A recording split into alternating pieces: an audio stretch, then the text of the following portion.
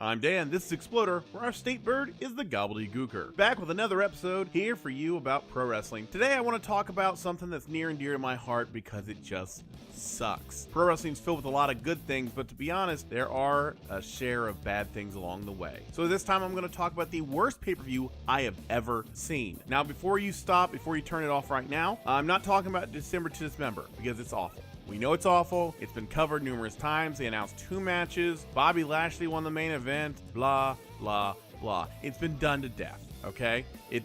So I'm not going to talk about that. And for those of you, the older fans, older relatively, I'm not going to talk about Heroes of Wrestling because in all honesty, Heroes of Wrestling was a promoter, a guy who just thought he could walk in on pro wrestling when it was the hottest thing in the world in 2000 and was going to make up a show. And what he just thought he was going to dip his foot in the pool and it was going to be nice and toasty. What he didn't realize was the pool was filled with beer, and Jake Roberts had been sleeping in it for about 6 months. So, what are you going to do? No, what I'm here to talk about today is the worst pay-per-view I personally have ever seen. That's right, I'm going back to WCW Sold Out 2000. Done in January of 2000, WCW promised an interesting pay-per-view. This would be, of course, the last Sold Out.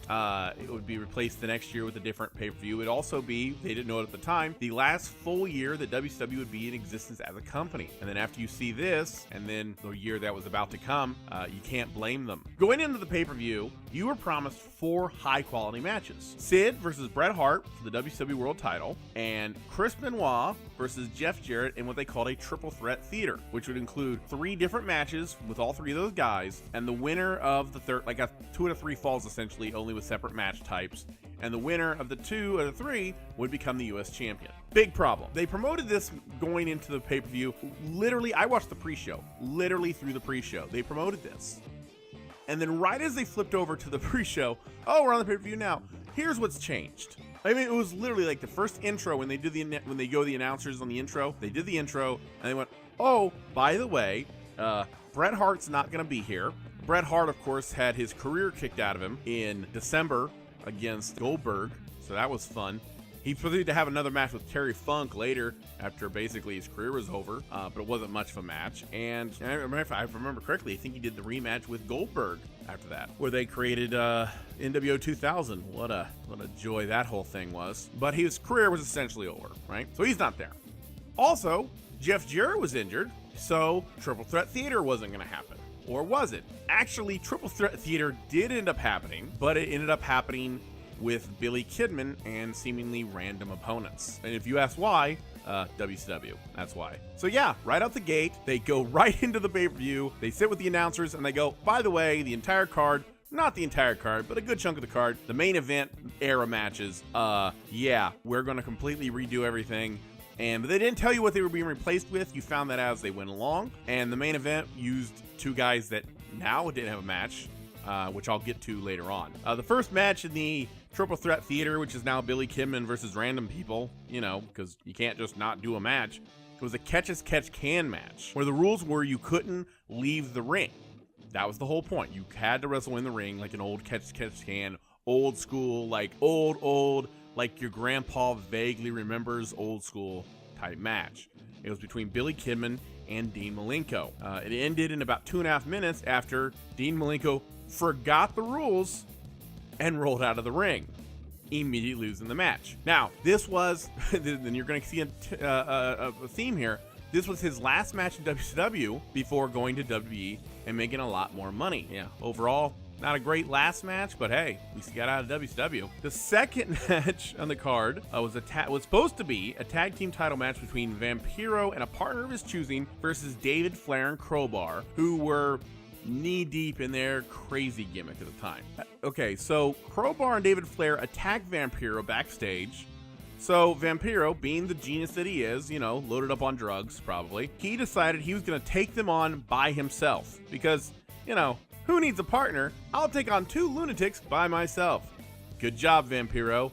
But of course, being WCW, Vampiro won. Vampiro, by himself, beat the WCW Tag Team Champions. But because he did it by himself, he didn't win the tag team titles. If that right there is a microcosm, did I explain WCW in 2000? I don't know what else does. In the third match of this high-quality pay-per-view event that a lot of people paid to see, God help them, Big Vito and Johnny the Bull, the Mamalukes, you remember them, don't you? No? Alright, whatever. Faced off against Ron and Don Harris. The match went 9 minutes, which was about 8 minutes and 30 seconds too long. Oof. I'm sure people really love the fact that they bought this. Then, this happened. Terrible writer and Vince Russo cuddle buddy Ed Ferrara, playing his character Oklahoma, which made fun of Jim Ross all the way down to winking his left eye to simulate Bell's palsy, classy, faced off against Medusa and beat her in under 2 minutes. Oh, by the way, he was the Cruiserweight Champion at the time. Take that back. Go back, listen to that part again, and just think about what this company was doing at that moment. This was on a pay-per-view. It lasted 2 minutes. It involved a writer making fun of Jim Ross. Jeff Ross, wow. That would actually be funny. Making fun of Jim Ross. He, at one point, poured barbecue sauce on her, if I remember correctly, because, you know, in jokes. And he beats her in 2 minutes for the Cruiserweight title. And you thought Hornswoggle was the worst Cruiserweight champion. You were wrong. You were dead wrong. Then they had a four-way cluster. I'm not going to say the last word. For the hardcore title, which went about as well as you would expect. In this match, Ming just ate all the other competitors, and then the rest. I'm not saying it happened. I'm just saying you have no proof that it didn't. And honestly, if you wanted to, it was gonna. Billy Kidman's back to face Perry Saturn in a bunkhouse brawl match because, I don't know, again, another note, this is Perry Saturn's last appearance for WCW. Before he did better for himself sitting in the front row of a WWE event than he ever did working for WCW. So, yay Perry. Now, understand, this is, what is this, the fourth or fifth match in the show? Understand, if it seems like I'm already talking about a lot of matches, I am. This pay-per-view had 12 matches. 12. Yeah, a pay-per-view with 12 matches. Now, I like wrestling as much as the next guy, but I think that if you're going to do a pay-per-view squeezing in 12, this isn't WrestleMania either. If you're going to squeeze in 12 matches, this isn't WrestleMania. This is a B pay-per-view in January for WCW as they're floundering. Okay? 12 matches? They can't book the good ones good. You think they're going to book the bad ones good? No, they're not. Okay. So, Booker T and his brother Stevie Ray were in a blood feud over the Harlem Heat name and the letter T. Now, I am not joking. This match ends when their real-life friend Ahmed Johnson, now known as Big T, looking like he should be named BLT, attacked Booker. Yeah, he's called Booker because, I don't know if it was at this point or later, they took the T away. They took away the flames for the pyro.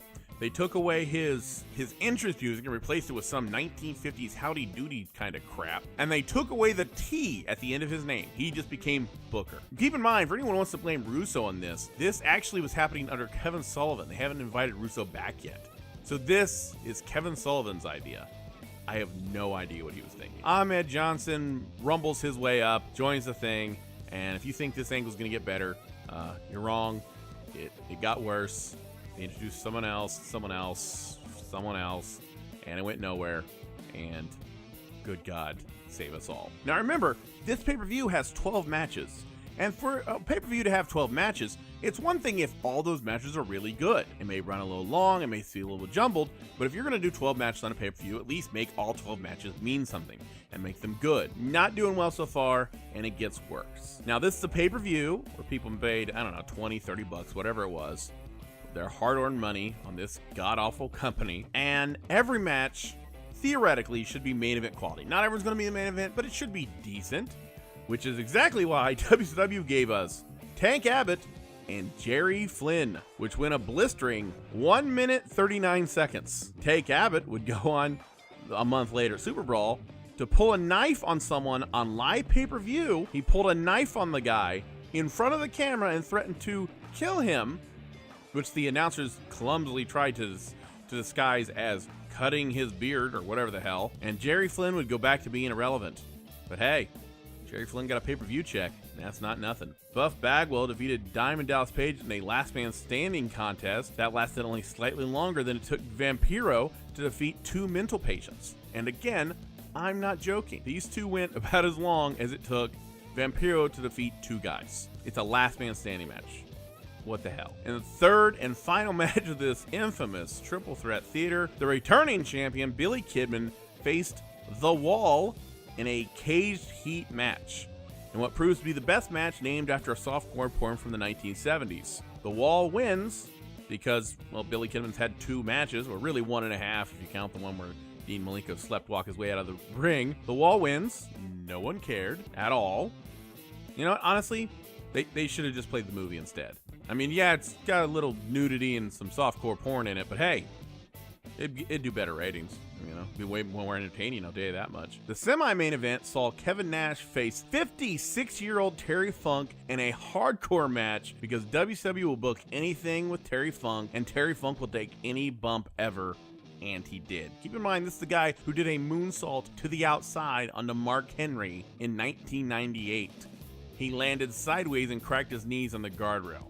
You telling me this guy won't take a powerbomb from Kevin Nash onto some folding chairs? You don't know Terry Funk. Terry Funk's crazy, and Kevin Nash is lazy. So, put it together, and you get this kind of match. So, you know. And then, of course, like I said earlier, the main event got screwed up. Bret Hart had his career kicked out of him.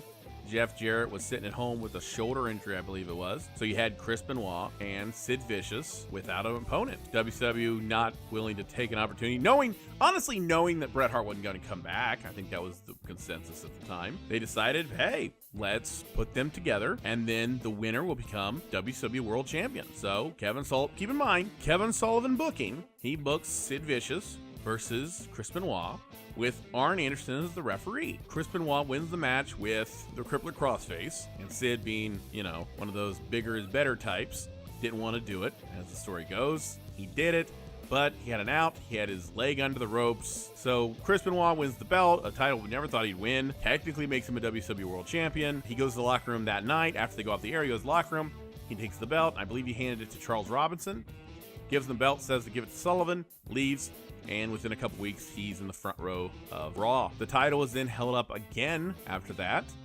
And all in all, that title would be held up a lot in the year 2000, and I'll get back to that in another episode. Keep in mind, this was 12 matches. 4 of the matches were never completed the way they were argued. They were, oh, we're going to promote them XYZ, but they knew going into it. 2 of the guys weren't there at all. They couldn't be. One of them would never be in the ring again. One of them, Jeff Jarrett, would come back. As a matter of fact, the next month, he'd be back, but he'd be in the main event with Sid and Scott Hall. Benoit would be gone. It was just a cluster, and it doesn't get better. But yeah, that was, quite frankly, the worst pay-per-view I've ever seen. And I've seen some pretty bad ones. WrestleMania 4 comes to mind. Maybe I'll do something on that later. But yeah, this was god-awful. Like, I don't even know how to explain. If you have a chance to go back and see it, honestly, just from a curiosity standpoint, say if it's on the network, which I'm sure it is pay-per-view, watch it.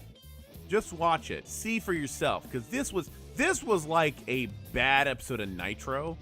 It certainly wasn't worth money. It certainly wasn't pay-per-view quality. Wow.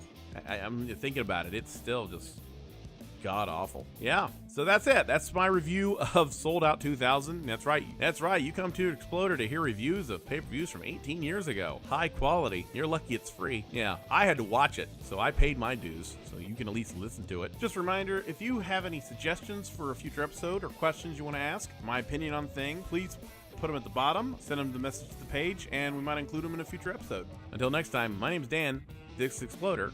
Have a good one.